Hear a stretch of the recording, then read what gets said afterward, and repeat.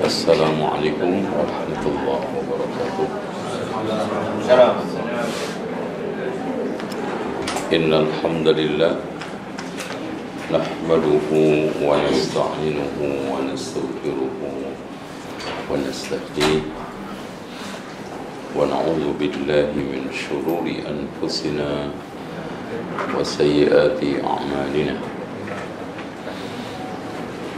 من يهده الله فلا مضل له ومن يضلل فلا هادي له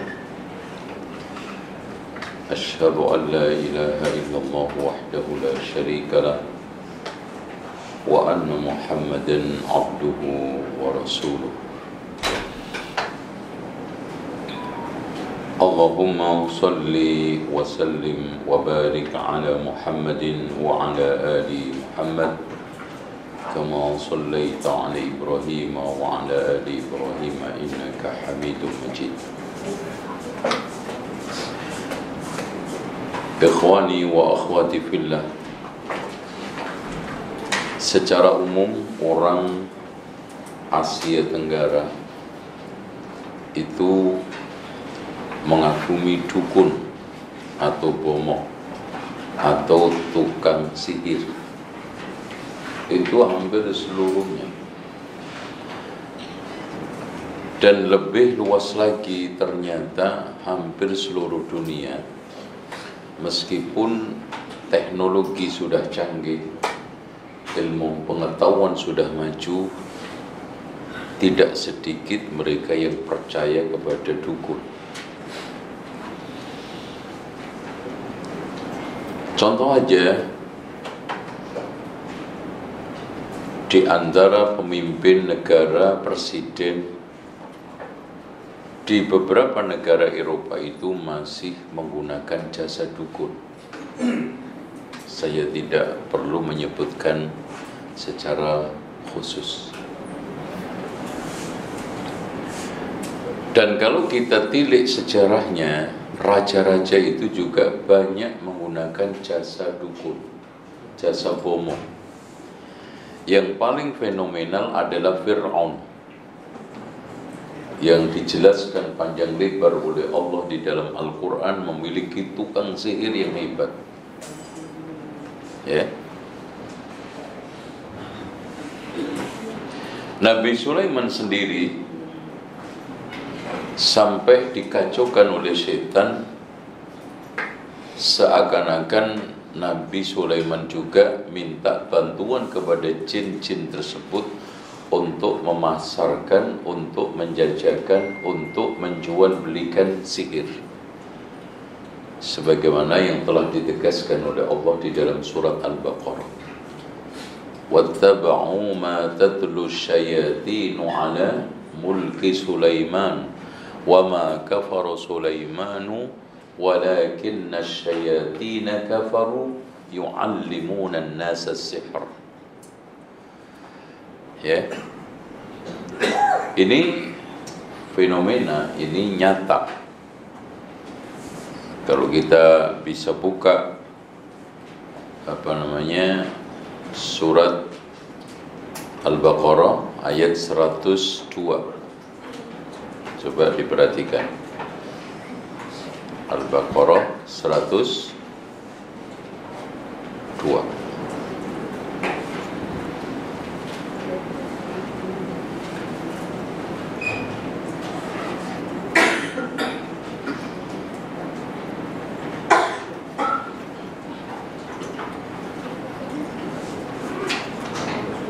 Sudah ketemu? Baik. Ini biasanya dipakai oleh ustadz-ustadz untuk pengobatan sihir. Dan bapak ibu, terutama bapak-bapak, tidak usah menekuni menjadi ahli ruqyah, karena biasanya dijadikan sasaran jin. Siapapun harus ahli, dan siapapun harus menekuni biar setan juga kekuatannya terpecah. Kalau semua bisa ngeruqyah, setan juga bingung. mau musuhi siapa ini? Gitu kan. Tapi kalau fokus satu ustadz itu biasanya diserang dirinya, kalau nggak kena istrinya, kalau nggak kena anaknya. Makanya ada kisah menarik, yaitu setan putih digoda oleh setan menggoda seorang ahli ibadah pada zaman Bani Israel, menjelma mengajari doa untuk ruqyah. Masya Allah ya. Akhirnya mulailah ada aksi, banyak di antara orang kesurupan. Ya otomatis yang nyurup itu ya jin itu sendiri. Dibacakan ayat tersebut atau doa tersebut sembuh, ya otomatis dia keluar, dan banyak yang sembuh. Akhirnya salah satu di antara yang kena gangguan jin adalah anak atau putri raja. Akhirnya dibawalah ke tempat sang ahli ibadah tersebut. Setelah diruqyah sembuh, sampai rumah kumat lagi ya, kesurupan lagi, dibawa lagi pulang, kembali lagi, sampai akhirnya ada ide, udah gimana Pak Ustadz kalau di sini dijuluknya, atau tuan, anak ini saya titipkan di sini aja. Karena kalau di sini sembuh, kalau di rumah itu sakit kembali. Tuh, dia menolak, nggak mungkin. Dalam dunia saya, apalagi saya tinggal bersama perempuan, ngelihat aja nggak pernah. Masya Allah. Udah dipaksa, ditekan karena raja. Akhirnya gini aja, saya bikinkan rumah, kamu tinggal di sebelah, si perempuan ini sebelah. Supaya apa? Tidak ikhtilaf.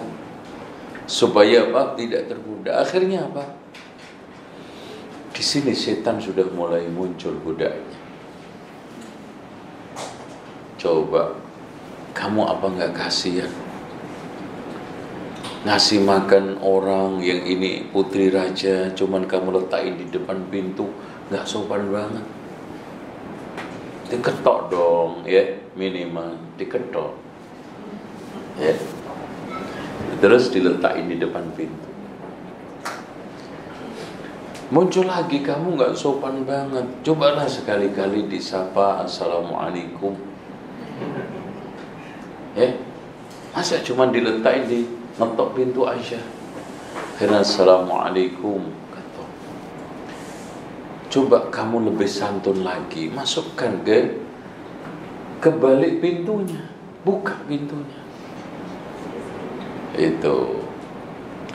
Nah, akhirnya dia masuk pelan-pelan. Coba. Makanya Allah berfirman di dalam menggoda syaitan manusia apa? Wala tattabi'u khutuwatis syaitan. Apa itu khutuwat? Setapak demi setapak. Masya Allah. Akhirnya cobalah bincang sekali, 2 kali. Kasihan dia kesepian. Kamu kan ustaz, insya Allah kalau salah pun tobatnya gampang. Kan gitu.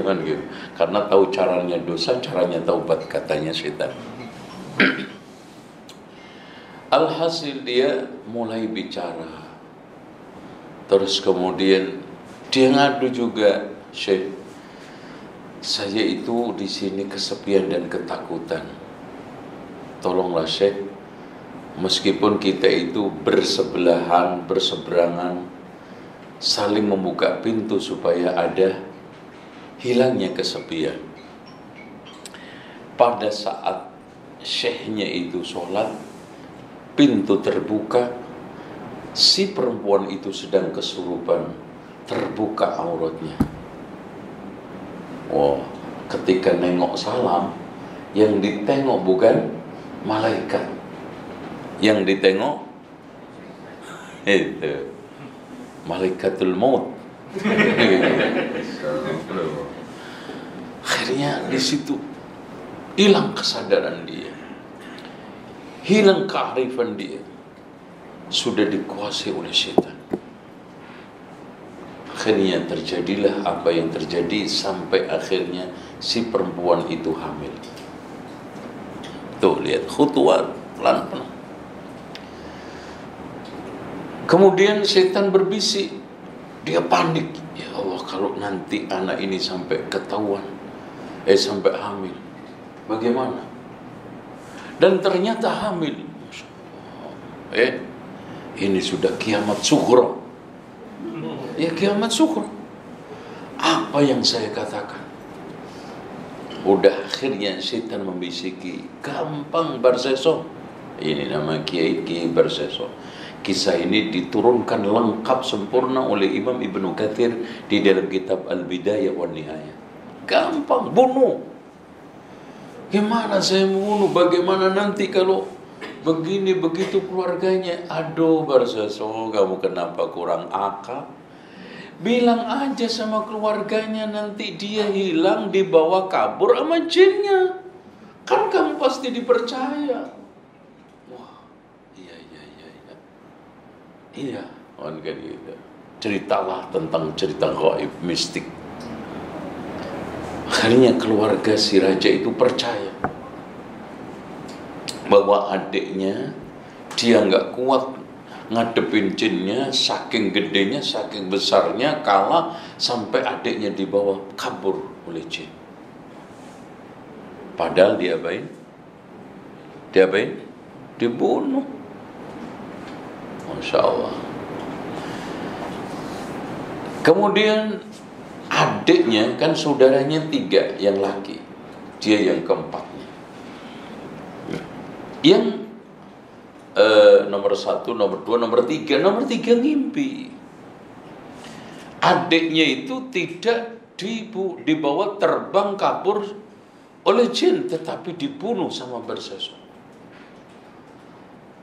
Cerita sama kakaknya, di dalam mimpi itu nyata sekali. Tapi kata kakak yang nomor 1, nomor 2, kamu ngaco aja loh, ngomong apa lo? Gak mungkin itu Barseso lakukan. Kamu ada-ada aja suudzon sama orang yang alim, ahli ibadah seperti itu.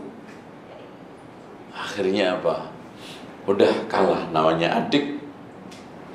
Ternyata tidak selang lama kakak yang nomor 2-nya ngimpi sama. Loh, kok bisa sama ini? Nggak percaya juga. Ini semua keduanya pada ngaco, ngimpi kagak bener. Nah, makanya kalau tidur zikir. Gitu. Akhirnya kakak yang paling besar lebih nyata lagi ngimpinya, ditunjukkan tempat kuburannya. Tempat apa? Tempat nguburnya itu. Akhirnya terbesit, ini gak mungkin kebetulan. Kenapa 3-3-nya sama? Maka bertiga mencoba untuk mendatangi lagi Barseso. Kamu apa benar adik saya ini dibawa terbang, kabur, pergi sama jin? Benar Tuhan. Masa saya bohong? Untuk Allah, pokoknya cerita pembohong itu kan saking hebatnya, seperti orang paling jujur. Dan dimanapun. Makanya orang yang paling pintar berbohong pasti paling pintar ngarang cerita. Ya, orang jujur itu susah Pak untuk suruh ngarang cerita, karena nggak punya bahan. Nggak punya bahan. Orang pembohong 1001 bahan. Ya. Nah, akhirnya dia masih juga penasaran terus, hari demi hari berjalan. Ngimpi sering berulang. Akhirnya dia mencoba untuk cari tempat bayangan yang ada di alam mimpi itu. Ternyata betul ketemu orang dikubur. Naifnya, pakaian yang terakhir dipakai oleh adiknya itu tidak sempurna menguburnya, masih kelihatan di luar. Wah, ini bagian adik saya. Dibongkar betul, Masya Allah. Tapi sudah hancur, sudah ini. Didatangkanlah Barseso. Akhirnya diadili, diputuskan, dihukum pancung. Betul, lihat. Makanya awalnya bisikan, meremehkan, dan masuk kepada. Kemudian datang setan putih itu. Barseso, ternyata iman kamu masih cetek. Mau nongol dia. Makanya saya bilang kamu itu tidak patut untuk menjadi guru. Udah, kamu mau nggak saya selamatkan? Sujud saja sekali ke saya bawa kabur kamu. Akhirnya sujud, nggak dibawa kabur, digantung, mati, su'ul khatimah. Makanya wala tattabi'u khutuwati syaitan. Nah ini juga وَاتَّبَعُوا مَا تَتْلُو الشَّيَاطِينُ عَلَى مُلْكِ سُلَيْمَانَ. Ya. Nabi Sulaiman dituduh yang mengajarkan sihir. Coba, difitnah. Coba bayangkan, orang yang bersih saja bisa ditampilkan seperti pelaku. Siapa? Nabi Sulaiman. Makanya Allah, kalau bukan Allah yang membersihkan Nabi Sulaiman, mungkin sampai hari ini ditulis menjadi pengajar tukang sihir. Dan di kalangan ahlul kitab masih itu ada. Wa ma kafara Sulaiman. Nabi Sulaiman tidak kafir. Walakinna syayatina kafaru. Yu'allimuna an-nasa as-sihra. Mengajarkan sihir. Wa ma unzila 'alal malakaini. Karena di sini dua malaikat siapa? Jibril, Mikail. Nah ini nanti ada perselisihan di antara para ulama. Apakah dua malaikat ini Harut Marut? Ataukah Harut Marut ini kembali ke setan? Nah gini ini. Wattaba'u ma tatlu syayatin, namanya Harut Marut. Makanya para ulama ahli tafsir berbeda pendapat. Apakah sekarang ini Harut Marut malaikat atau manusia wajar biasa? Di antara para ulama seperti Imam At-Tabari di dalam Jami'ul Bayan mengatakan wa ma unzila 'alal malakaini, bukan Harut Marut tapi Jibril, Mikail. Karena apa? Ahlul kitab menuduh yang mengajarkan, yang menyebarkan sihir kepada manusia Nabi Sulaiman mendapatkan wahyu dari Jibril, Mikail. Nah, di sini Allah membersihkan nabinya dan membersihkan kedua malaikat. Wa ma unzila 'alal malakain. Allah tidak menurunkan kepada kedua malaikat yaitu Jibril bin Mikail bibabil Haruta wa Marut. Nah, lihat kalau kita melihat Haruta wa Marut ini mansub atau marfu atau majrur? Ayo. Atau masih lepas? Majrur. Kenapa majrur? Dibaca Haruta wa Marut karena alam. Oke. Di antara para ulama mengatakan ini Haruta wa Marut adalah mansub badal dari walakinna syayatina. Itu. Paham? Iya. Walakinna syayatina kafaru. Siapa syayatin itu? Harut Marut. Tetapi kalau merujukkan kepada malaikat berarti ini majrur. Wa ma unzila 'alal malakaini bi Babila Haruta wa Marut, badal kepada apa? Malakaini. Belum belajar ini nahwu sharaf ya. Nahwu di sini belum diajar. Tak diajar. Insyaallah nanti lain kali ya. Belajar nahwu sharaf itu supaya Al-Qur'an yang kita kaji itu makin bermakna. Ya, makin kita mendapatkan masyaallah ya, tekanan, sentuhan yang lebih mendalam ketika kita belajar langsung dari lafadznya bukan dari terjemahan. Oke. Wa ma yu'allimani. Jadi kedua malaikat itu tidak mengajarkan min ahadin hatta yaqula innama nahnu fitnatun fala takfur. Kalau merujuknya kepada malaikat. Tapi kalau merujuknya kepada wa ma yu'allimani, siapa? Harut Marut. Siapapun yang diajarkan sudah ditegaskan innama nahnu fitnatun fala takfur.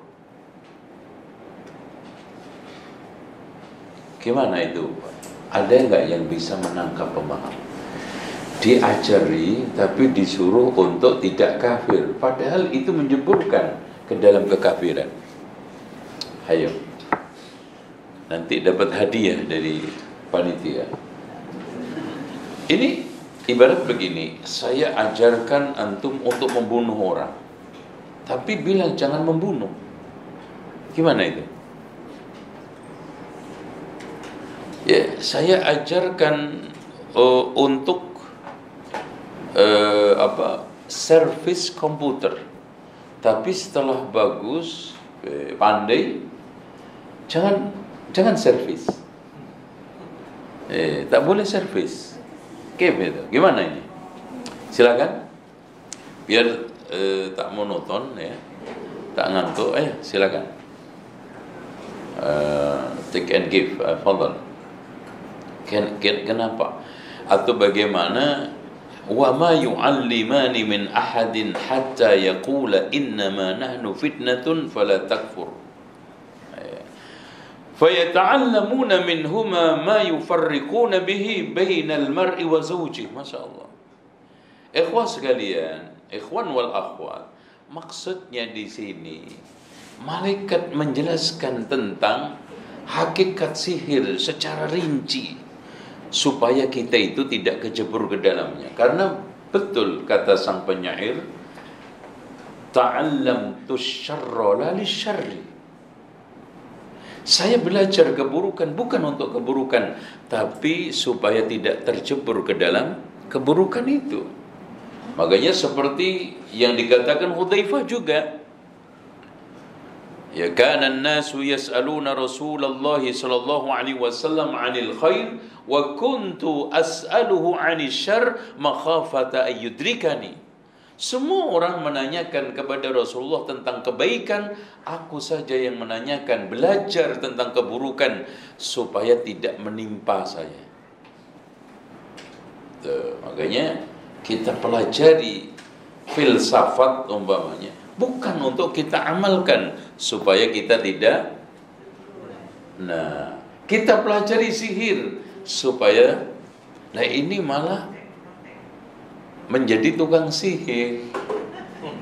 Nah, itu padahal sudah diwejang. Ini sihir bahaya, bisa menyebabkan orang kafir. Supaya kamu tahu tentang hakikat daripada sihir, celah-celah tukang sihir, karakter perbedaan antara wali Allah dengan wali syaitan, seperti ini diajarkan semua secara rinci. Ternyata malah diamalkan.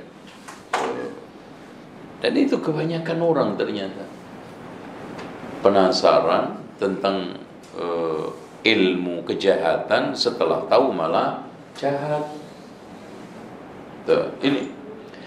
Nah, di antara sekian sihir yang paling banyak, fayata'allamuna minhuma ma yufarriquna bihi bainal mar'i wa zawji, yaitu sihir pelet. Di sini apa namanya? Untuk mengakrabkan atau merenggangkan suami istri. Apa namanya sihir? Apa? Pengasih. Iya, pengasih. Kalau di Indonesia namanya apa? Pelet. Penunduk. Oh iya.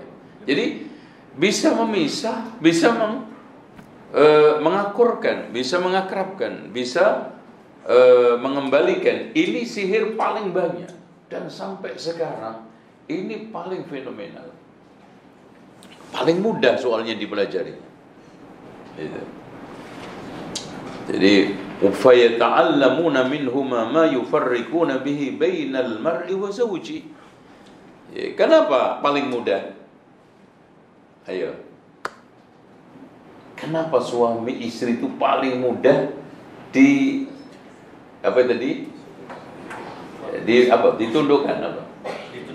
ditundukkan dipelet, disihir. Kenapa?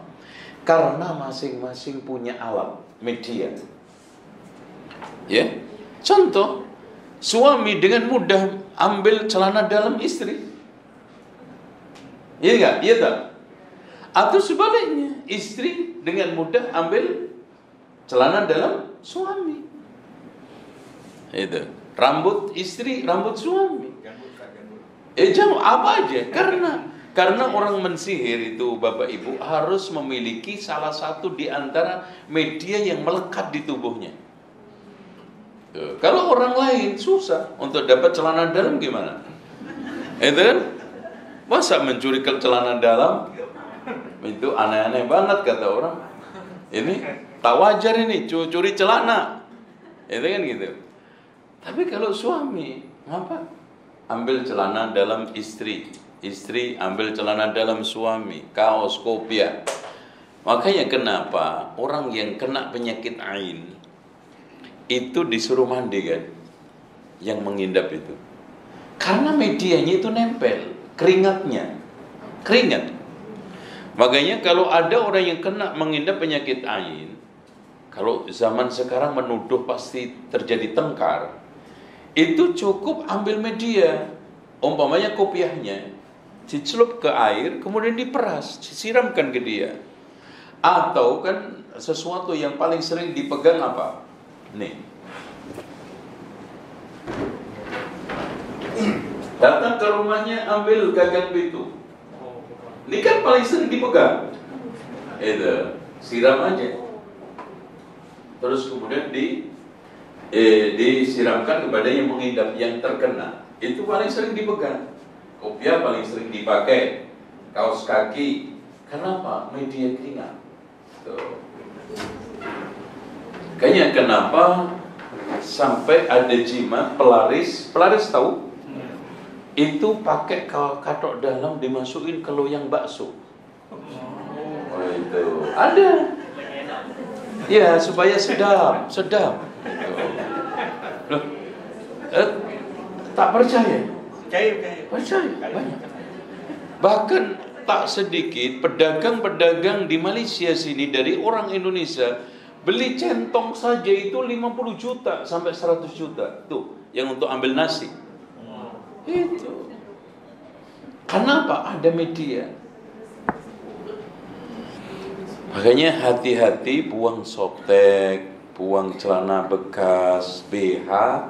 Kalau sekarang takut benda-benda itu dimanfaatkan. Itu. Bukan terus saya kan udah tua jelek. Tak soal masalah apa? Cantik atau tidak, tak cantik atau jelek, tua, tidak. Bisa saja digunakan untuk menyakiti. Menyakiti. Ya, nanti kita akan bahas bentuk-bentuk jimat yang dipakai oleh orang-orang di dalam rangka menjual itu semua nanti setelah ini. Wa ma hum bidarrina bihi min ahadin illa biiznillah. Jadi semua sihir itu mempan, bisa mengenai sasaran, itu semua adalah biiznillah. Wa yata'allamuna ma yadurruhum wa la yanfa'uhum. Ya, mereka itu belajar sesuatu yang membahayakan, tidak ada manfaatnya. Walaqad alimu laman ishtarahu ma lahu fil akhirati min khalaq. Enggak ada faedahnya untuk akhirat, tak ada manfaatnya untuk akhirat. Wala bi'sa ma syaru bihi anfusahum law kanu ya'malun. Law kanu ya'lamun. Baik. Sekarang coba kita masuk ke dalam jenis-jenis jimat ya. Jimat macam-macam. Azimat ya di sini. Oke, azimat ya. Aslinya itu jimat. Jimat itu bahasa Jawa, aslinya singkatan. Azimah Kalau di sini azimah itu bahasa Arab jadinya. Azim mana? Tangkal. Iya tanggal. Ya, azimah ya. Atau ada lagi istilah selain tangkal.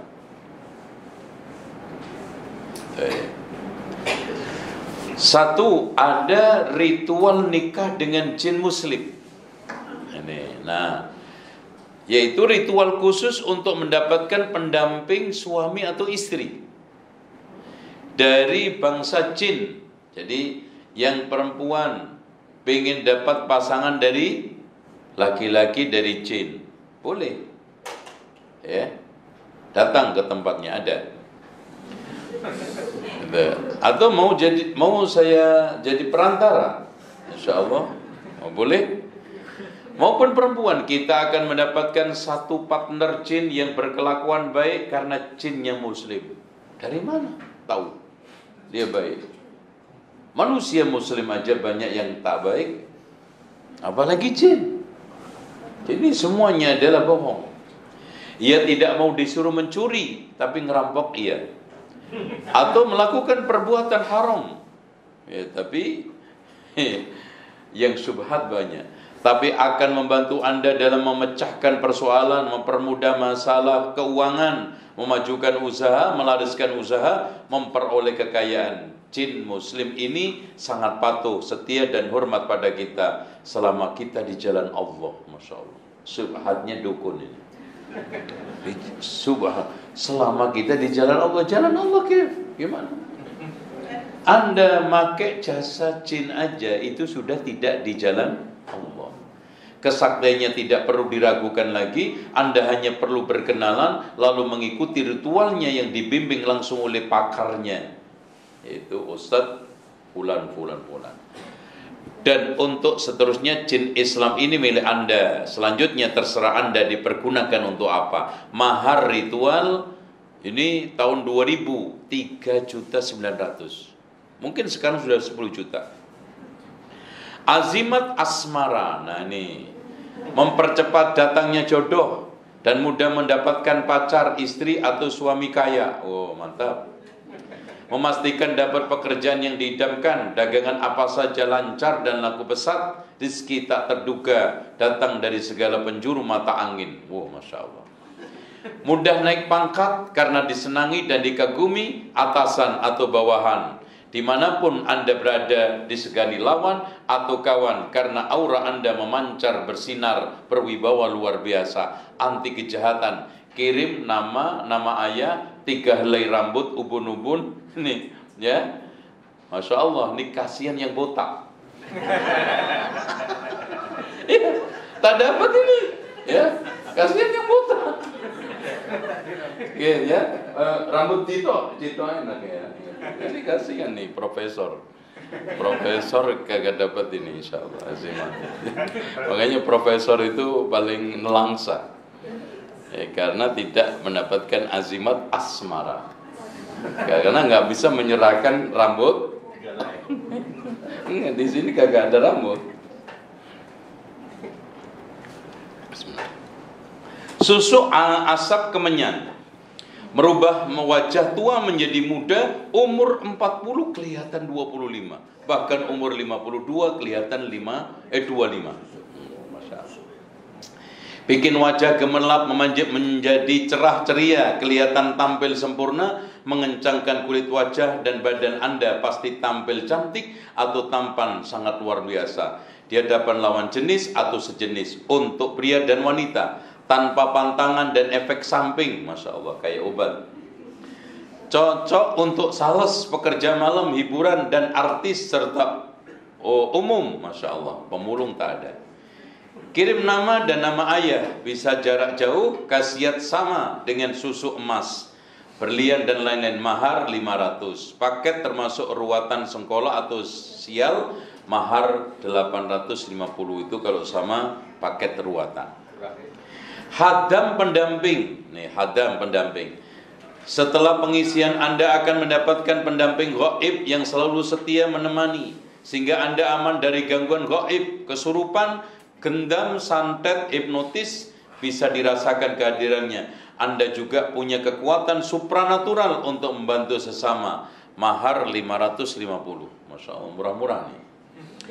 Minyak Jabarutiyah, sarana insan tertinggi saat ini sebagai wasilah penghasilan mutlak yang membawa kita mudah dicintai, mempunyai daya tarik, mudah dilirik, ucapan dipercaya, mudah menggait pasangan, mudah dalam bertransaksi, sarana awet muda, sarana daya pikat, dan sarana al-asyan multifungsi lainnya. Ini agak mahal. Mahar 2 juta.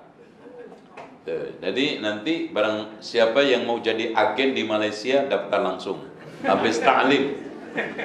Pengobatan penyakit medis dan non medis, insya Allah dengan izin Allah, Abah akan membantu untuk mengobati penyakit yang ada diderita, baik medis non medis, yang baru atau yang lama, dengan media terapi berendam di dalam air yang telah dihangatkan di dalam gentong dengan air karomah dan ramuan tradisional. Adapun juga penyakit Anda derita, kami pindahkan ke telur atau kambing. Stroke, lumpuh, kanker, tumor, kencing manis, diabetes, liver, ginjal, AIDS, sifilis, narkoba, santet, guna-guna, kesurupan, penyakit gaib. Masya Allah, ini rumah sakit satu kala. Itu, Masya Allah. Ini bahkan di rumah sakit terbesar di Malaysia pun polinya tak ada. Ini semua ada. 114 penyakit. Coba tengok di rumah sakit, tak ada tuh poli sampai 114. Masya Allah, hebat. Anehnya, dukunnya ketika sakit ke rumah sakit. Itu kan ngeseli itu namanya. Itu. Minyak pelet Sri Kandi. Nah ini cocok ya untuk antum semua. Minyak pelet khusus untuk gay, lesbi, gigolo maupun wanita malam. Masya Allah, ini dukun paling bejat ini. Agar pasangan mudah diajak untuk kencan dan mudah kasih duit, pasangan akan royal dan menjadi penurut. Makanya Masya Allah, tak sedikit ibu-ibu konsultasi ke saya, suaminya umur 46 tertarik sama janda umur 55. Kenapa itu? Padahal Anda ditunjukin fotonya. Ya Allah, ini bapak ngelihatnya dari mana? Dari angkasa kali. Ternyata Masya Allah pakai pelet minyak Sri Kandi. Jadi ngelihatnya itu kayak Sri Kandi aja udah Masya Allah. Ya, jadi bahkan ada orang yang dipelet setelah hilang pengaruhnya itu seperti nggak pernah kenal. Enak aja loh ngaku pacar saya. Padahal dia itu pacaran 3 tahun, coba bayangin. Berarti 3 tahun ini tak sadar. Ya, makanya memang matanya yang sihir itu dimain mata. Makanya ketika warung kita lihat Masya Allah ya. Terus kemudian setelah itu lidahnya dipicu. Makanya kita makan di warung enak, di rumah tak enak. Biasa aja. Itu ya. Bisa membuat pemiliknya tambah menarik, beraura, berdaya pikat tinggi. Bisa juga ditujukan pada orang normal sekalipun. Pelet ini andalan bagi kupu-kupu malam, kucing genit, ampuh untuk menguras harta yang dituju sampai habis. Bisa juga untuk menaklukkan bos yang pelit supaya royal dan sering kasih bonus. Wow. Andalan para TKI di luar negeri untuk guide bosnya. Bisa juga untuk Anda yang menjadi istri muda supaya suami tambah sayang dan adil. Mahar Rp455.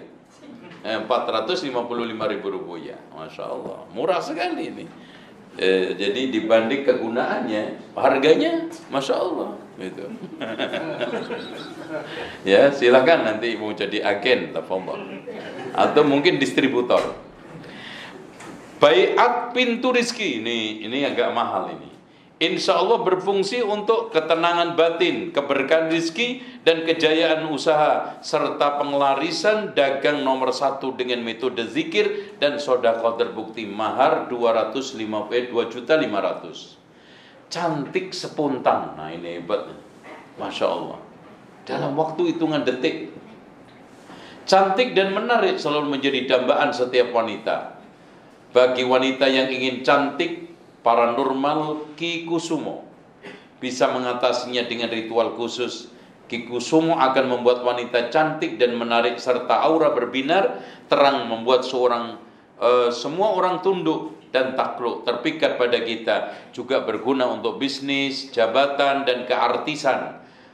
Sebelum ritual bercermin, setelah ritual bercermin kembali, saksikan perbedaannya spontan tanpa memasukkan benda, aman untuk kesehatan.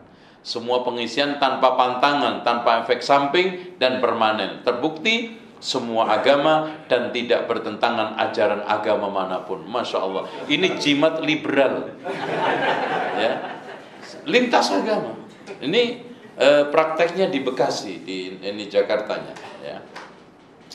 Tak tahu dia masih ada atau enggak, atau mati udah. Dulu terkenal. Santet Sabdopati. Nih. Santet ini cocok bagi orang yang bermasalah dengan rekan bisnis, apapun, dendam, apapun, diancam lawan. Karena santet ini mampu melumpuhkan, bahkan mematikan lawan Anda. Tuh. Makanya dukun itu Masya Allah jahatnya, auzubillah. Jadi membunuh, membikin sakit orang bertahun-tahun, coba bayangin. Makanya kalau kita lihat orang yang paling tak punya hati itu dukun. Coba, membikin suami istri yang Masya Allah, ya, saling menyayangi, harmonis, tenang, tiba-tiba pecah. Sampai akhirnya cerai. Ya.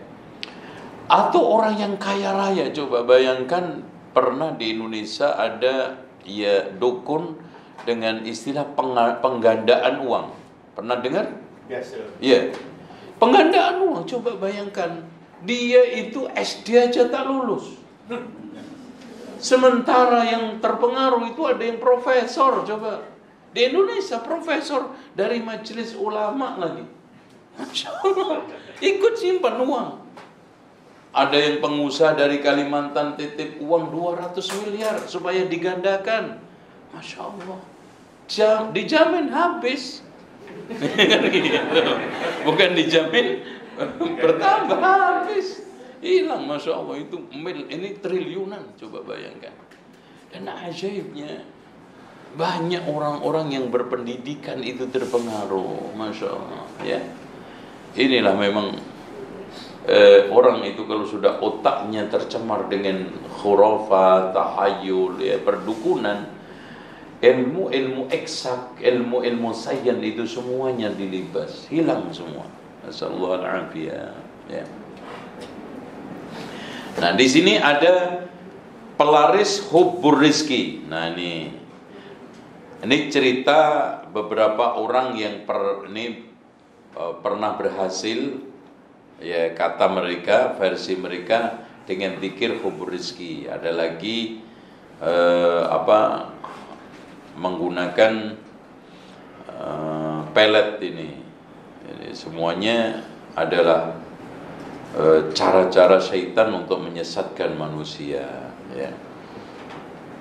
Nah, sekarang kenapa orang pada umumnya, ya, Malaysia, Indonesia, semua di Asia Tenggara ini mudah sekali terpengaruh sama dukun? Pertama, latar belakang kita itu rata-rata di Asia Tenggara ini masih mewarisi keyakinan animisme, dinamisme, Hindu dan Buddha. Kalau tidak, minimal rata-rata Islamnya itu Islam tasawuf. Ya, hampir mirip. Ya, mistis. Yang mengedepankan sesuatu hal yang tidak logis. Makanya disinilah akan mudah laris. Yang ketiga, karena rata-rata dukun atau bomoh itu menampilkan dirinya dengan tampilan kiai, ustadz, ya, ustadz dukun, ya. Makanya istilah dukun itu banyak di Indonesia. Tak tahu di sini. Dukun menurut istilah orang awamnya, paranormal menurut istilah medianya. Terus kiai berkaromah menurut istilah pesantrennya. dan orang pinter menurut istilah orang gobloknya. Gimana? Masya Allah, orang nggak sekolah dikatain pinter. Coba bayangin. Mama Gufron. Iya kayak Mama Gufron itu kan nggak sekolah, orang Malang dia. Katanya bisa bicara sama malaikat, semut, gajah. Ini Masya Allah, kalah tuh Nabi Sulaiman. Iya, subhanallah, Nabi Sulaiman kalah. Itu. Terus kemudian kurang sabar di dalam menerima ujian kemiskinan atau sakit, sehingga jalan pintas yang dia lakukan pergi ke dukun. Apalagi dapat cerita si fulan, fulana sekarang sukses karena berkat cimat ini, cimat itu, atau datang ke bomoh ini kan gitu. Akhirnya ikut. Ada yang melakukan ritual di gunung ini, gunung itu, pantai ini, pantai itu, semuanya dilakukan. Apalagi di Indonesia yang paling terkenal adalah Pantai Pangandaran. Itu banyak sekali tiap hari, terutama hari-hari tertentu, orang-orang yang sedang bertapa untuk mencari wangsit. Banyak kalangan bisnis dan elit politik yang memanfaatkan jasa dukun. Itu. Caleg di sini, kalau caleg apa istilahnya? Calon di parlemen caleg juga? Caleg. Wakil rakyat. Iya, apa istilahnya? Wakil rakyat. Di Indonesia itu pakai dukun. Ya, dia bawa foto ke dukun, fotonya nanti diruat sama dukun, satu truk baliho, kemudian disebar. Itu. Ini foto-foto sudah diberikan capa-capi, ya, sudah dikasih karomah, disebar, ditempel di mana sih? Orang melihat itu pasti tertarik. Itu. Apalagi calon wakil rakyat itu fotonya semuanya senyum, tak ada yang tak senyum, semua senyum. Walaupun nanti selesai tak pernah senyum, ketemu aja tidak, ya. Itu biasa di mana aja, namanya aja politikus. Ya. Jalan pintas untuk meraih kesuksesan ini dianggap paling mudah dan ringan. Coba dengan datang ke dukun sekali dua kali kaya, tapi dia nggak mikir yang lebih cepat kaya itu dukunnya. Ya, coba bayangkan sekarang kerja enggak, cuman ongkang-ongkang, pagi-pagi tidur, datang tamu nyerahin duit sekian juta, sekian ini, cuman hanya modal minyak segini, dijual bisa 50 juta. 50 juta, padahal ini beli di Abdul Somad Al-Qurashi paling berapa? 1 juta, 1,5 juta, dijual ke pasien tergantung omongnya. Cakap 50 jadi 50 juta, 20 juta, padahal dia pakai sendiri tak yakin tuh sembuh. Itu pengalaman. Saya dulu praktek dukun itu sejak umur kelas 2 SMA. SMA apa di sini? Iya, sekolah menengah. Jadi tahu liku-likunya dukun, ini puasa begini, cari jimat begini, semuanya 100% itu 99-nya bohong. Benar apa yang dikatakan Rasulullah. Yang benar cuma satu pun nggak jelas. Jalan pintas. Kebanyakan tokoh terkesan membiarkan, bahkan cenderung mendukung praktek perdukunan karena tidak ada sanksi tegas dan hukuman yang jelas. Di Malaysia dibikin undang-undang nggak? Di Indonesia baru dibikin RUU, tapi sampai hari ini RUU-nya tak jadi ya. Masih RUU, rancangan. Ya, UU-nya belum, nanti setelah kiamat. Kenapa? Karena dukunnya terlalu banyak, gitu kan gitu. Jadi rancangannya bagus, ya, masya Allah. Ya. Setiap orang ini isinya. Setiap orang yang menyatakan dirinya mempunyai kekuatan gaib, memberitahukan, menimbulkan harapan, menawarkan atau memberikan bantuan jasa kepada orang lain, bahwa karena perbuatannya dapat menimbulkan penyakit, kematian, penderitaan mental atau fisik, seorang dipidana dengan pidana penjara paling lama 5 tahun atau pidana denda paling banyak kategori 4. Ya, ini rancangan ya. Harus dibikin karena Masya Allah ya, ini penipuan sebetulnya. Lebih dahsyat daripada para penipu. Penipu paling banter dia itu nipu berapa? 15 juta, 10 juta. Dan itu hidupnya dalam keterancaman. Dukun hidupnya dalam keamanan. Aman. Akan dimuliakan orang, dihormati orang, didatangi orang, dipuja. Sementara penipu ketahuan, langsung diapain? Ditangkap, digebukin sama orang. Dukun disanjung. Itu makanya ini semuanya penipuan yang berkedok wali atau macam-macam ya. Nah, di sini supaya Bapak Ibu sekalian tidak terkecoh dengan dukun, maka pahami tanda-tanda dukun ini. Tanda-tanda dukun. Saya sebelum tanda-tanda, saya ingin sampaikan beberapa bentuk cara kiai, ustadz atau ini dalam praktek dukun yang islami, kata dia. Ini dukun yang islami. Insya Allah ini dukun tapi masuk surga. Insya Allah.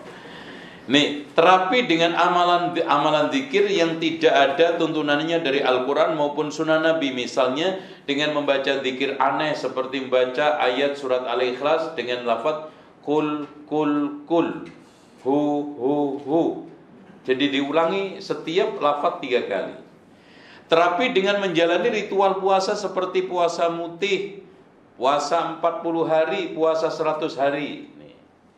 Ritual memindahkan penyakit pasien kepada ternak. Kalau uangnya sedikit, kalangan miskin telur. Karena ongkosnya, opahnya tak banyak. Kaya sedikit, ayam. Kelas menengah kambing. Nah, kelas menengah ke atas sapi.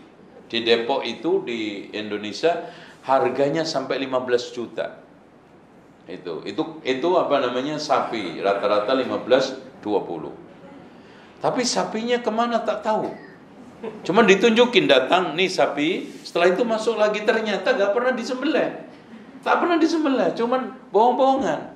Pasien datang, ini kambingnya ya, oke, sepakat 4 juta, masuk lagi. Itu kambing dari berpuluh-puluh, ratusan pasien, itu kambing sama. Masya Allah, ini kasihan kambing. Coba, belum sarapan juga, mending makan nasi lemak.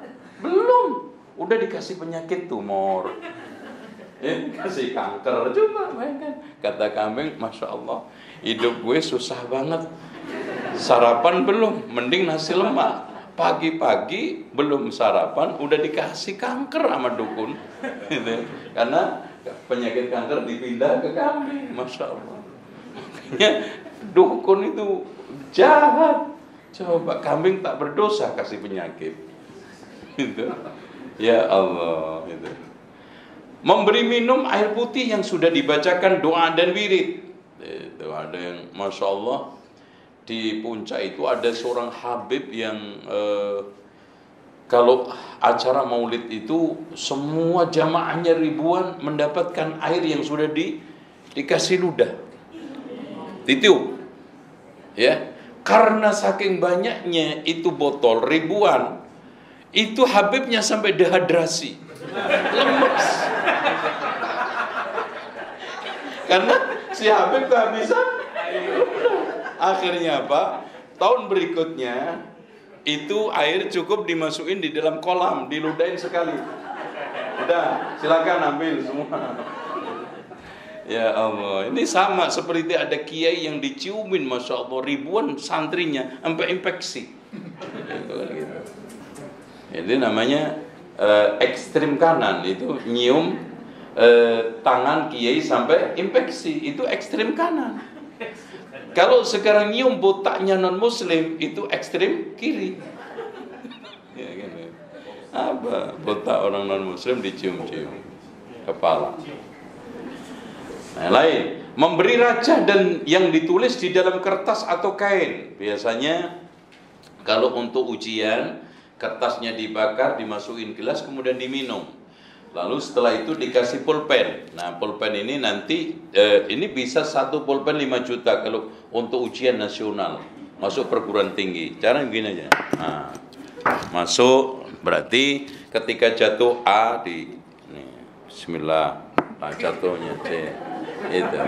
Makanya kalau pilihannya itu ABC itu paling laris ini. Itu kecuali nulis begini.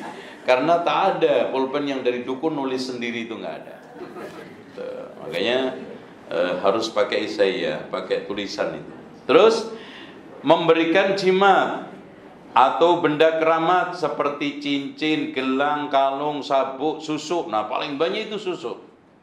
Ya biasanya kalau untuk sales susuknya di sini supaya pintar ngomong. Di sini ya. Kalau untuk ketampanan, kecantikan di sini sama di sini. Ya itu. Nah, dulu saya banyak sekali badan saya dulu susuk. Apa namanya? Dipasang pakai emas, pakai ini. Nah, ada untuk sepak bola. Ya ada, susuk sepak bola ada. Dipasang di kaki. Susuk petinju di tangan. Itu, ya. Terus supaya pinter ngomong, ceramah di mana? Waduh, ya. Susuk, masya Allah. Oke, lanjut. Transfer rezeki atau tenaga dalam disertai dengan zikir-zikir atau amalan khusus. Nah ini ruqyah jamaah yang dilakukan oleh sebagian kelompok yang kurang paham tentang perbedaan sunnah dengan bid'ah. Nah ini soal kaitannya jimat-jimat atau orang di dalam mengikuti ritual dukun. Baik, sekarang ciri-ciri dukun. Mana nih? Sebentar. Nah ini. Sekarang intinya kata Rasulullah sallallahu alaihi wasallam, kata Allah Subhanahu wa taala di dalam surat Asy-Syu'ara ayat 221, "Qul hal unabbi'ukum 'ala man tanazzalu syayatin?" Kata apakah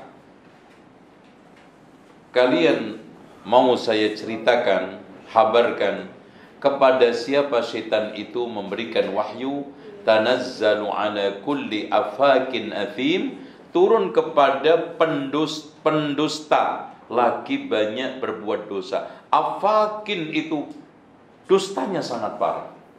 Athim pendusta. Makanya enggak mungkin dukun itu bisa hebat kalau enggak bohong sama dosa. Makin berani bohong, makin berani dusta, makin berani dosa, maka dukun itu makin hebat. Makanya yang berani mengorbankan kepala manusia akan lebih hebat dari kepala kambing, sapi. Itu dan seterusnya. Makanya ada yang ritualnya itu sampai pernah dulu di Kalimantan itu membunuh perempuan dengan cara dicekik, kemudian kalau keluar liurnya diminum liurnya. Masya Allah, itu ritualnya. Ada yang mencuri kain kafan, ada yang ini, masya Allah. Pokoknya kalau kita mengetahui ritual dukun itu menjijikkan, mengerikan. Yulquna sam'a, mereka itu memberikan satu kabar-kabar wangsit, wa aktsaruhum kadhibun. Kebanyakan mereka itu bohong, berdusta, itu ya. Jadi 221 sampai 223. Al-Hafidz Ibnu Hajar mengatakan, pekerjaan mengaku tahu tentang ilmu gaib seperti mengabarkan tentang apa yang akan terjadi di muka bumi dengan bersandar kepada sebab tertentu yang berasal dari informasi jin yang mencuri kabar langit dari perkataan malaikat, kemudian hasilnya disampaikan ke telinga dukun. Ini namanya wangsit dukun. Nah itu dikatakan oleh Rasulullah, tilkal kalimatul haq, itu satu kalimat kebenaran, yakhtifuhal jinniu, yang dicuri oleh jin, sambar oleh jin, fayuqdifuha fi udhuni waliyihi, kemudian dibisikkan kepada telinga walinya, yaitu wali syaitan, wa yazidu fiha mi'ata kidbatin, satu kebenaran itu ditambah 100 kebaikan. Kira-kira kita disuruh untuk cari kelereng. Kelereng tahu kecil, bundar, apa itu di sini? Yang buat mainan anak-anak. Enggak, tak ngerti ya? Guli, Apa? guli. Yang kecil, warna-warni. Ya. Nah itu.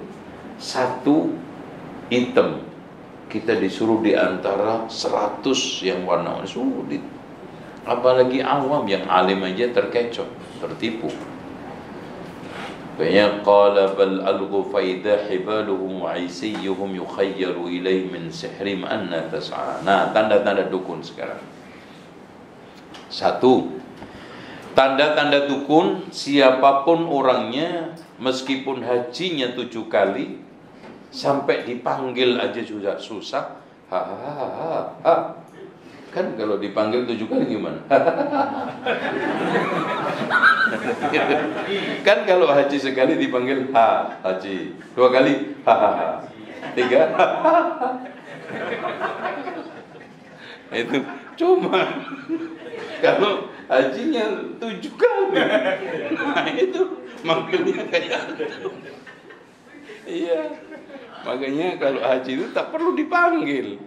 Coba kalau saya haji dari 2007 sampai sekarang itu alhamdulillah nggak pernah absen. Coba manggilnya gimana itu? Itu antum ketawa sampai berkali-kali pun masih belum selesai. Itu ya. Pertama, suka bertanya nama pasien. Nah, ada sudah kenal, sudah ngobrol. Ketika dipegang tangannya, namanya siapa? Loh, Pak, tadi kan sudah kenalan. Ya udah, jangan bantah, kan gitu. Makanya orang itu kalau datang ke Bomo tak boleh pakai akal. Itu akalnya titip sama tetangga. Nah, baru lancar kalau pergi ke Bomo. Nah, kalau bawa otak, pakai akal pasti bantah, tak lancar. Suka bertanya nama pasien, tanggal lahir, nama orang tua, dan biasanya yang ditanyakan ibunya. Itu kadang-kadang juga bapaknya. Apapun alasannya, biarpun kiainya Masya Allah surbannya panjangnya 5 meter, hajinya 7 kali, mungkin turunan Rasulullah, kalau meruqyah pakai cara itu pastikan itu adalah dukun. Nama pasien tanya, apa urusannya nama? Tanggal lahir, terus nama orang tua. Itu. Seandainya sekarang orang ini nggak pernah tahu menau orang tuanya, sejak kecil dibuang, berarti nggak pernah sembuh nih nama dukun. Kasihan. Itu. Tanya nama bapaknya, ibunya, nggak punya, tak punya saya. Waduh, udah deh pulang, nggak perlu berobat. Kasihan dia. 2, suka mengambil sesuatu biasanya yang dipakai pasien seperti baju, peci, sapu tangan. Itu yang sapu tangan tahu? Yang kecil. Atau katok dalam sama BH. Itu yang paling bagus. Maksudnya paling sering ditanya, diminta oleh dukun BH sama katok dalam bekas, tapi bukan yang baru. Yang dari pasar tidak. Yang sudah dipakai, syukur-syukur sudah lama dipakai, dibuang. Nah itu yang dicari sama dukun. Masya Allah. Nanti biasanya begini, kalau dibuat di kalau dibuat di warung itu katok dalamnya diginiin, kalau mau masak nasi diletakin di atasnya, nanti diambil lagi. Nanti masak itu namanya kuah juga begitu. Kuah tahu? Sayur. Nah, diletakin di atasnya, nempel dikit-dikit, dicabut lagi. Nah, cantolin lagi. Nanti terus begitu. Tak pernah dicuci. Makin tak sering dicuci makin bagus. Makanya pernah ada ketemu di Indonesia itu penjual bakso. Karena ini tak pernah diambil, cuma dituang, ini masih itu tersisa. Itu sampai keluar belatung, apa itu? Bulat. Ya, itu. Dan itu ditangkap sama polisi. Iya. Masya Allah, belatung. Karena apa? Nggak pernah dicuci. Tidak.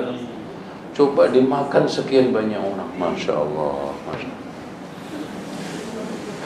Ya kalau masih mending centong ya, centong yang buat ambil nasi itu paling tertinggi harganya sekarang itu sampai 75 juta. Itu tertinggi. Dan itu dari daerah kampung saya itu paling banyak dipakai. Itu. Suka menulis, nah ini mana tadi? Terkadang meminta binatang dengan sifat-sifat tertentu untuk disembelih.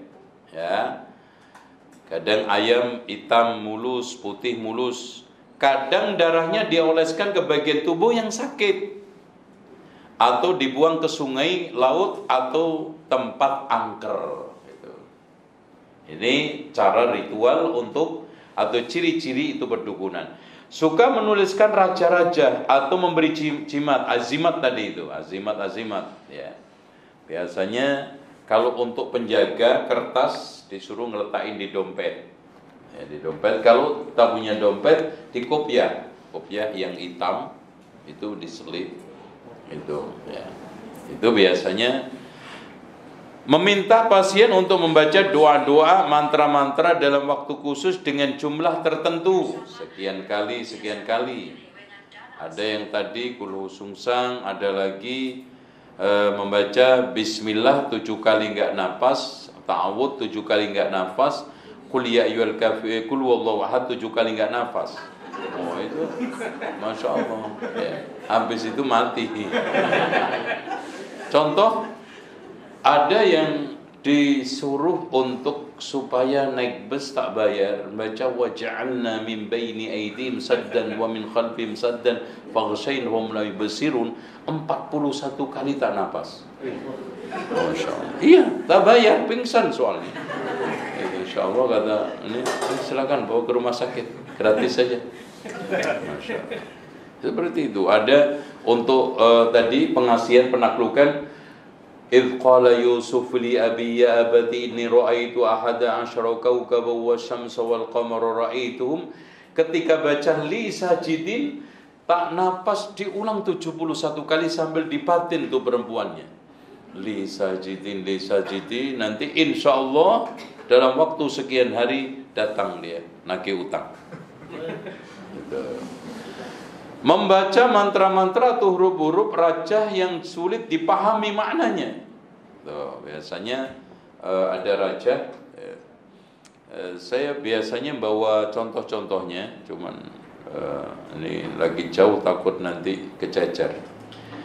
Menyuruh pasien untuk menjauhi manusia beberapa waktu dengan menyepi dan mengurung diri di sebuah kamar gelap yang disebut oleh orang awam sebagai hujbah, sementi atau bertapa. Meminta pasien untuk tidak menyentuh air selama beberapa hari, biasanya 40 hari. Ya, berarti enggak mandi. Masya Allah.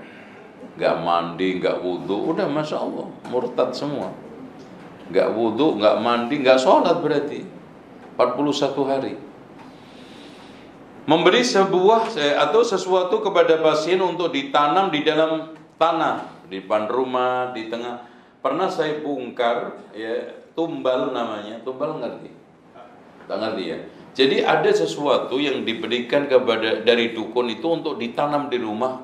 Sifatnya itu kalau memang untuk menjaga itu di depan, untuk supaya melindungi di tengah rumahnya, digali, dimasukkan. Pernah saya bongkar itu kepala babi. Jadi kepala babi ditanam, Masya Allah. Ketika bongkar baunya, Masya Allah. Itu Nasallallahu alaihi. Dan itu ada yang telur biasanya, telur angsa, telur bebek. Ada lagi mungkin kepala sapi, kepala kambing, tergantung syaratnya dari setan itu. Memberi lembaran kertas kepada pasien untuk dibakar dan asapnya digunakan untuk mengasapi dirinya. Itu dimasukkan ke dalam air kemudian diminum kertasnya. Jadi asapnya ini biasanya begini ya, diratakan di tubuhnya. Habis itu nanti kertasnya diminum bersama air. Ini hal-hal yang bisa kita tandai bahwa dia adalah dukun. Itulah yang dimaksudkan firman Allah di dalam surat Al-A'raf ayat 27, Inna ja'alna syayatina awliya'a, sesungguhnya saya telah menjadikan setan-setan itu awliya lilladzina la yu'minun, bagi orang yang tidak beriman. Wa inna syayatina la yuhuna ila awliyaihim liyujadilukum, kata Allah. Sesungguhnya syaitan itu memberikan wangsit, memberikan wahyu syaitannya kepada wali-walinya untuk supaya mengajak debat kamu membantah kebenaran yang datang dari Al-Quran dan Sunnah. Ada cara santet paling diyakini, paling cos, paling bagus menurut mereka, sekali dia melakukan rata-rata tembus. Caranya ada dua. Yang pertama, mereka pakai sandal terbuat dari mushaf. Jadi Al-Quran itu dipakai sandal. Setelah puasa sekian hari, kemudian dipakai buang hajat. Jadi tahu ke toilet pakai sandal mushaf. Masya Allah. Ini dia di dalam toilet sambil buang hajat baca mantra, itu tembus karena bantuan setannya pasti yang gede. Coba, dasar ini langsung kafir, keluar dari Islam. Makanya makin berani melakukan kekufuran, dosa, maksiat, kesyirikan, maka bantuan setan itu makin cepat. Jadi diantaranya dua mushaf dipakai sandal, kemudian ke toilet. Nah, duduk di toilet sambil baca mantra. Ditujukan kepada orang yang mau disihir, mau disantet. Udah, tembus itu. Yang kedua, dia dalam keadaan junub, mungkin habis berhubungan suami istri, tak mandi, dia baca mantra, mushafnya diletakkan di kursi, didudukin begini. Ini cara yang kedua, yang ini diyakini juga paling dahsyat. Makanya, Masya Allah ya, tidaklah ada satu perdukunan di suatu daerah, kampung, ya, komplek, pasti terjadi apa? Kekacauan, ya, kerutan. Setan diundang, setan datang, sehingga di sana bukan kebaikan tetapi kerusakan yang terjadi. Maka jauhkan keluarga kita dari perdukunan dan dukun, pengaruh dukun. Komplek kita, kalau ada orang-orang yang sekarang ini mau tinggal, diawasi, jangan sampai tinggal di apartemen dukun. Walaupun kopiahnya atau sorbannya atau julukannya kiai, ustadz, tapi tetap aja dukun. Di Indonesia itu Masya Allah pesantrennya besar, ternyata dukun. Itu jualannya tadi itu semua, cimat ini, cimat itu, ya, asimatnya itu yang menonjol. Dan orang-orang awam yang terperdaya, kasihannya orang-orang miskin, orang ini, orang yang awam, orang yang bodoh, yang nggak ngerti, akhirnya tertipu. Coba bayangkan sudah kaya raya, memiliki kekayaan 200 miliar, diserahkan kepada Kanjeng Dimas yang ada di Jawa Timur kemarin tuh, yang ditangkap sama polisi, diserahkan. Masya Allah. Mudah-mudahan kita semuanya dijauhkan dari keburukan dukun, tukang sihir di sekitar kita. Tapi mungkin ada yang bertanya, silakan. Sampai jam berapa? Udah selesai? Masih ada setengah jam. Oke, silakan. Ada juga ada ikut berkenaan dengan makanan-makanan misalnya orang bakso kan. Iya. Kalau kita nak berwisata ke Indonesia, manakah tempat-tempat makan yang kita patut elakkan, Ustaz? Iya. Mana? Oke.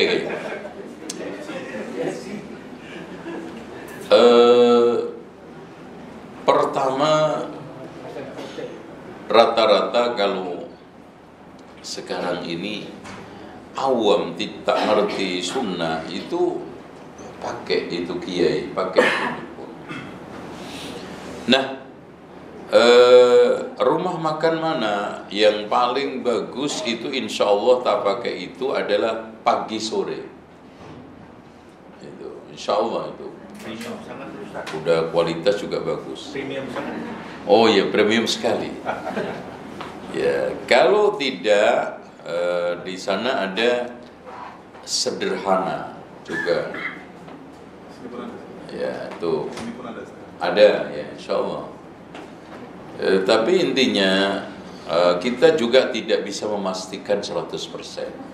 Jadi yang paling bagus ketika antum datang ke sana, nanti posisinya di mana, nah baru itu tanya sama orang yang di sana rumah makan, restoran yang bagus mana, insya Allah itu aja. Tapi kita lihat bisa dohirnya bisa ya. Biasanya kan dipasang tuh ayat 1000 dinar, terus kemudian pasang foto gurunya, terus ada tulisan-tulisan yang aneh. Udah itu balik aja badan, cari yang bagus insya Allah. Seperti itu. Ya, kalau ingin bersih semuanya, saya tak bisa memastikan. Sebaiknya ketika ke sana tanya. Ada lagi? Ustaz, Ya. ini nak cerita pengalaman kami di Madinah. Isteri saya satu ketika tu dia dapat makan, dia jumpa bakso ni orang Indonesia yang buat. Dan dia kata bakso tu antara makan yang paling sedap sekali dia pernah makan. Dia kata this the best bakso dia pernah makan lah.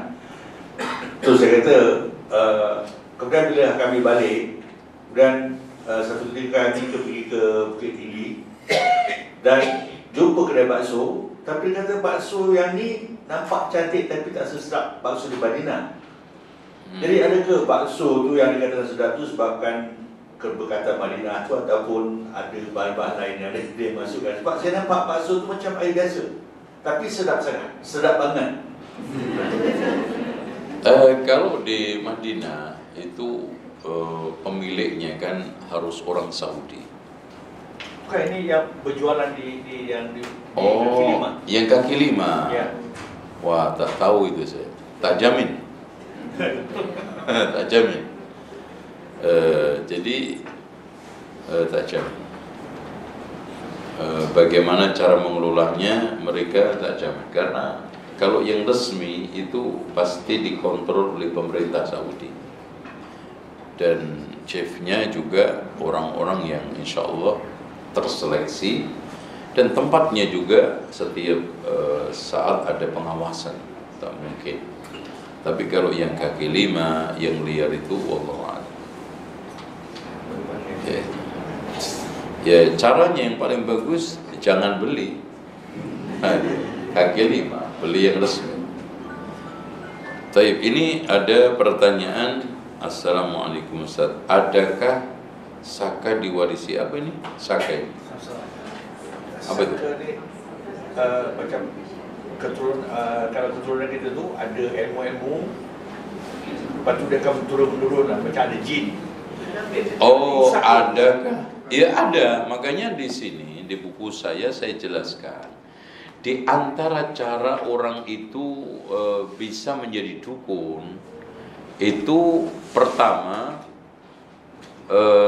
dia mewarisi dari nenek moyangnya, bersumber dari warisan nenek moyang secara turun-temurun. Pernah, dan itu tergantung kemauan jin. Jadi tidak bisa main tunjuk. Nanti yang ganti si anak saya enggak, tapi kemauan jin. Pernah ada saya punya jamaah, Masya Allah ya, ternyata dia mendapatkan warisan dari nenek moyangnya, dari orang dari Sumatera Barat. Itu sampai Masya Allah ketika kumat tahu nggak, ketika saat kesurupan ya, itu mobil diangkat sendiri bisa, perempuan mobil diangkat sendiri, kuat dia, ajib Masya Allah, dan sendiri diangkat itu. Dan mobilnya ketika itu Innova ya, diangkat sendiri. Saya hampir tak percaya. Akhirnya saya buktikan benar, diangkat sendiri. Gitu. Karena apa? Dia ngaji, ikut kajian seperti ini, jadi jinnya itu terus tabrakan. Gitu. Dan itu tak sembuh sampai meninggal dunia. Masya Allah. Tapi bukan tak sembuh, jadi berkurang alhamdulillah, tapi total tak bisa.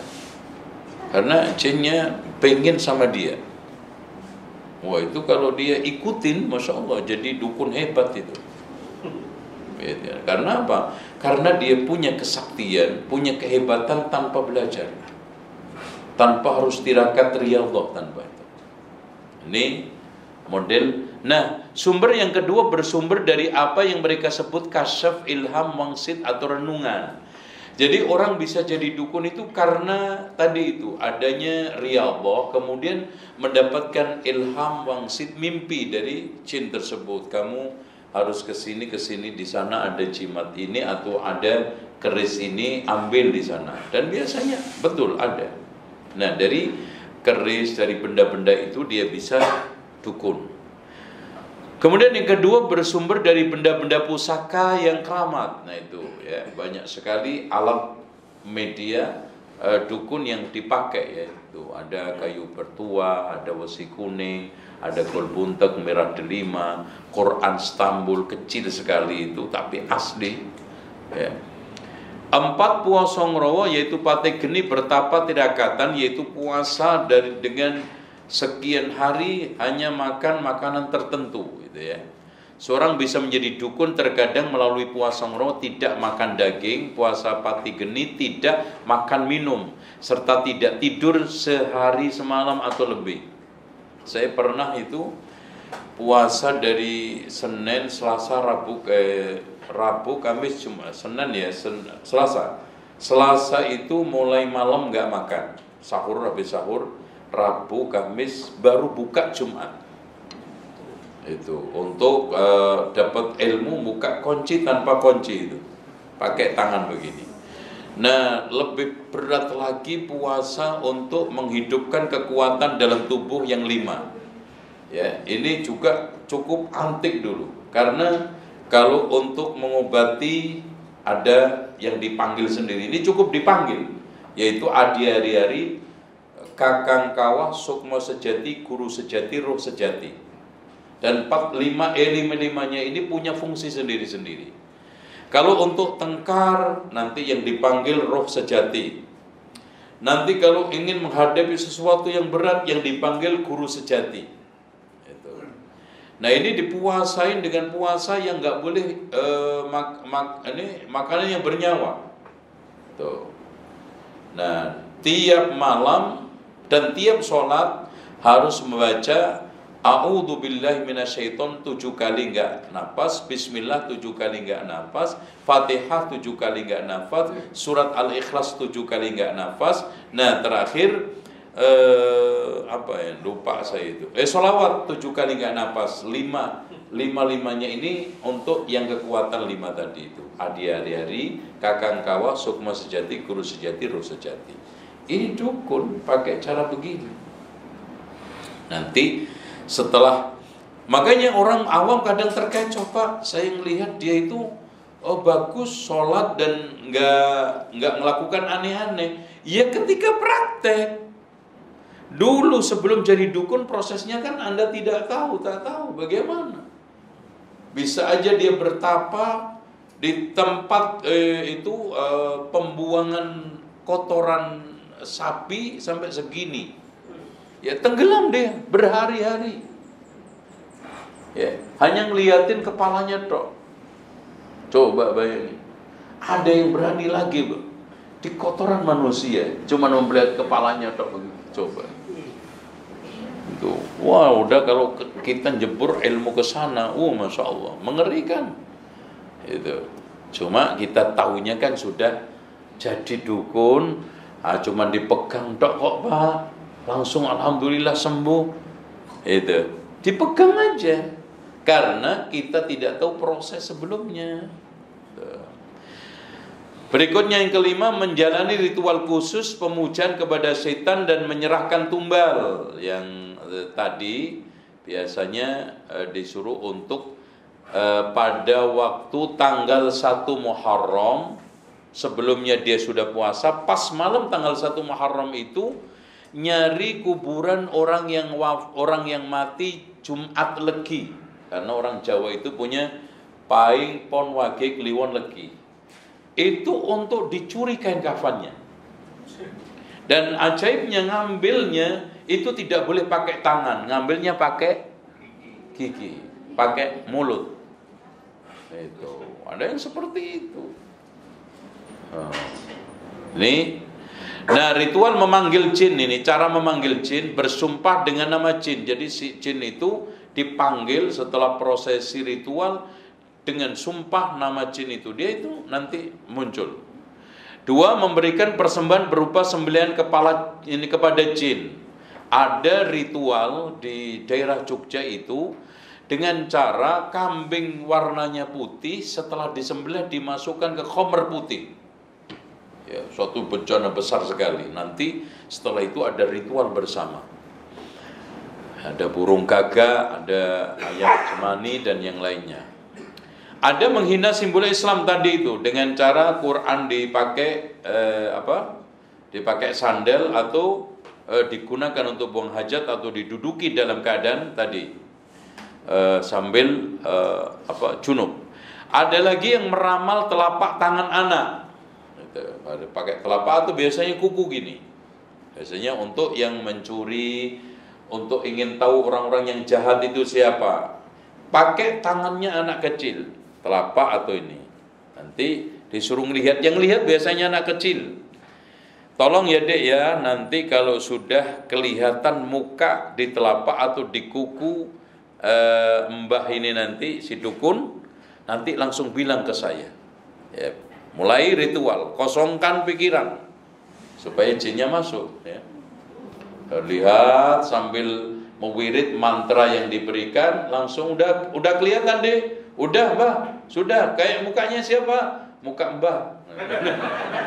Karena malingnya juga dukunnya juga maling, ya kan? Itu meramal telapak tangan anak kecil. Yang kelima, menggunakan bekas barang yang dikenakan manusia, yang tadi gatok dalam, bekas BH bekas, sapu tangan bekas. Ya. 6. Membakar burung gagak di daerah angker yang diyakini tempat bernaungnya jin. Biasanya ritual ini dilakukan di bawah kaki Gunung Merapi di Jogja. Itu ada rutinitas setiap ini. Bahkan perkumpulan dukun Indonesia, bahkan mungkin se-Asia itu ada perkumpulannya. Itu sering kumpul di sana adu kesaktian. Nah ini makanya Rasulullah SAW mengancam berat orang yang datangi dukun. Man ata kahinan fasa'alahu an syai'in lam tuqbal lahu salatu arba'ina laylan. Barang siapa yang mendatangi dukun cuman iseng bertanya, tak serius, maka salatnya 40 hari 40 malam tak diterima. Coba gimana dukunnya, coba bayang. Itu yang datang coba iseng, apalagi serius. Dikatakan oleh Rasulullah sallallahu alaihi wasallam, man ata kahinan faqad fas'alahu an syai'in faqad kafara bima unzila fasaddaqahu bima yaqul faqad kafara bima unzila ala Muhammad. Barang siapa yang datang kepada dukun membenarkan. Kalau tadi cuma nanya iseng, kalau ini membenarkan, maka dia telah kufur terhadap ajaran Muhammad sallallahu alaihi wasallam. Ada lagi? Ya. Assalamualaikum Ustaz, izin bertanya. Ya. Untuk perlindungan diri dari hal-hal seperti ini, salah satunya dengan ruqyah ya Ustaz. Ya. Ruqyah mandiri kita sendiri. Pertanyaan saya, sekarang ini saya melihat ada ruqyah itu dengan cara dia membuat dalam satu file audio atau apa gitu Ustaz. Jadi ayat-ayat yang memang katanya ayat-ayat ruqyah, kemudian audio itu diputar, dijalankan. Jadi bukan orang tersebut yang membaca sendiri, tapi di dalam satu ruangan atau di dalam satu rumah audio itu diputar saja. Apakah itu sudah mencukupi, Ustaz? Baik, di sini ada hal yang perlu dikoreksi. Ada orang yang mengandalkan ruqyah lewat air minum. Diproduksi pabrik ribuan, ditulis telah diruqyah kok. Telah. Ternyata subhanallah, ini bibit air cuma diruqyah ustadz sekali, kemudian dijual berkali-kali. Ya tak mungkin sembuh lah. Ya. Ruqyah itu setiap saat, ruqyah itu langsung. Ada yang model katanya ruqyah jarak jauh. Ya. Ada model lagi nyetel radio atau audio di rumah. Tak pengaruh, yang berpengaruh itu langsung. Azan itu juga langsung. Tak ada manfaat, cuman azan di masjid ternyata audio. Ya. Makanya perhatikan firman Allah untuk menghadapi syaitan jin dan manusia dalam surat Al-A'raf sekaligus ini. Untuk ngadepin pertama syaitan manusia, ayat 199, 200 sampai 201. Lihat. Masya Allah, ini closing statement saya. Khudil af, sama syaitan manusia itu sering banyak memaafkan. Jangan diikuti. Jangan kita itu ngeladenin. Khudil af, maafkan. Wa'mur bil urfi, perintahlah kebaikan. Wa'arid 'anil jahilin, berpalinglah dari orang-orang bodoh. Maksudnya apa? Jangan perlakukan dia seperti perlakuan orang-orang bodoh. Artinya seperti dia. Cara-cara bodoh, ya sihir dibalas dengan sihir, ghibah dibalas dengan ghibah, namimah dibalas dengan namimah, fitnah dibalas dengan fitnah. Tak perlu. Wa'arid 'anil jahilin, berpaling dari cara-cara orang bodoh di dalam memperlakukan setan manusia. Nah, sekarang setan jin, wa imma yanzaghannaka minasyaitani nazghun, kalau kamu diganggu oleh setan jin, fasta'id billah, cukup, a'udzubillah. Jadi ruqyah itu tak aneh-aneh. Enggak usah juga Masya Allah antum bacakan bersurat-surat. Ya. Para ulama dulu itu, ikhwah sekalian, ketika meruqyah itu kadang satu ayat. Ya. Dan Rasulullah SAW itu kalau meruqyah hanya mengatakan, ikhsa ya adu Allah. Pergi wahai musuh Allah. Pergi. Bukan soal bacaannya. Orangnya. Gitu. Lah kalau yang baca juga selevel dengan jinnya, itu berarti kan sesama jin jangan saling itu kayak seperti orang lempar jumroh karena batunya besar sekali, karena marah sama jinnya dilempar kencang, mental itu apa, batu balik dia. Ada kertas, sesama jin sesama setan jangan saling lempar, kan gitu. Artinya di sini kita tidak usah banyak-banyak, yang penting diri kita. Makanya pernah ada seorang yang kena jin pada zaman Imam Ahmad. Kemudian Imam Ahmad sedang sibuk taklim seperti ini, dikirim sandalnya. Pukul itu kalau nggak mau pulang, ini keluar. Dikirim sandalnya Imam Ahmad, suruh pukul, keluar jinnya. Setelah Imam Ahmad meninggal dunia, orang ini kumat lagi, kesurupan lagi. Oh ribut, coba cari sandalnya Imam Ahmad. Oh ketemu, bekas sandal beliau masih ada. dipukul berkali-kali tak sembuh-sembuh. Kata jin mengatakan, loh saya nggak takut sandal, saya itu takut yang punya sandal. Loh manusianya bertauhid tidak. Makanya cukup fasta'idz billah innahu sami'un alim. Nah, yang tidak kalah pentingnya dari semua ruqyah adalah innal ladzina taqaw. Ini yang membentengi kita dari seluruh gangguan jin, setan, sihir dan berbagai macam santet teluh dari bomoh itu. Innal ladzina taqaw taqwa idza massahum ta'ifum minasyaiton, ketika diganggu oleh setan tadzakkaru dzikir fa idzahum mubsirun, maka dijamin sadar, sembuh, sehat.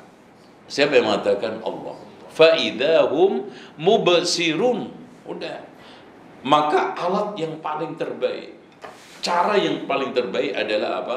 Takwa. Kemudian keduanya zikir, terutama a'udzubillahi minasyaitonir rajim. Cukup. Makanya kalau ada orang yang meruqyah dengan ta'awudz tak cukup, maka pasti ada masalah pada diri yang meruqyah. Ada masalah pada diri kita. Kenapa? A'udzubillah. Cukup bagi Rasulullah, cukup bagi salafus saleh, cukup di dalam Al-Quran, cukup mengatakan, mengucap fasta'idz billah. Kenapa tak cukup buat diri kita? Berarti ada masalah. Oke. Ini sebentar. Betulkah setan ada kuasa untuk memudaratkan manusia? Ada di dalam buku, coba. Tapi bagi orang-orang, innama sultanuhu 'alal ladzina la yu'minun. Ya. Jadi kuasa setan itu hanya untuk orang-orang yang tidak beriman. Sebentar. Dibuka ayatnya.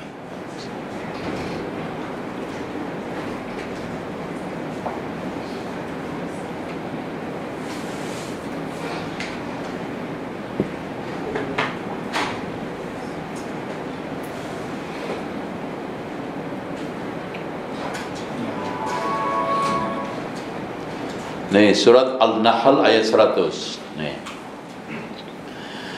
Innahu, sebelumnya 99 ya. Innahu laisa lahu sultanun 'alal ladzina amanu wa 'ala rabbihim yatawakkalun. Dijamin, dan antum harus yakin karena ini yang ngomong Allah, yang berfirman Allah, yang bercakap Allah. Innahu laisa lahu sultanun 'alal ladzina amanu wa 'ala rabbihim yatawakkalun. Gak akan mungkin setan punya pengaruh, jin punya pengaruh bagi orang yang beriman dan bertawakal. Innama sultanuhu 'alal ladzina yatawallawnahu. Setan itu hanya punya pengaruh, punya kuasa atas orang yang menjadi walinya. Walladzina hum bihi musyrikun. Bagaimana bentuk syiriknya? Menjadikan setan-setan, jin-jin itu menjadi pembantu dalam mencari kekuatan-kekuatan gaib itu. Itu maksudnya syirik. Ini dimintai bantuan ini, dimintai bantuan ini. Makanya Allah berfirman dalam surat Jin, wa annahu kana rijalun minal insi ya'uduna birijalin minal jinni fazaduhum apa? Rohaqa. Rohaqa itu apa? Susah buat manusia, melampaui batas buat jin. Dosa buat manusia, sombong buat jin. Kenapa sombong? Karena jin itu sebetulnya makhluk di bawah manusia, rendah, lebih rendah dari manusia. Kemudian disanjung, dipuja, sombong, melampaui batas. Insya Allah bagi orang yang beriman, bertakwa, bertawakal gak akan mungkin. Masalahnya kan gini, iman itu nggak konstan, kadang kuat, nah lemah itu masuk. Kadang-kadang kita pikir kosong, ya, depresi, ngelamut, masuk. Gak mungkin kalau kita itu lagi berzikir iman kuat masuk, apalagi tawakal kita kuat. Permasalahannya kadang-kadang iman itu yazidu wa yanqus. Nah, ketika lemah, kurang, kosong itu masuk di situ.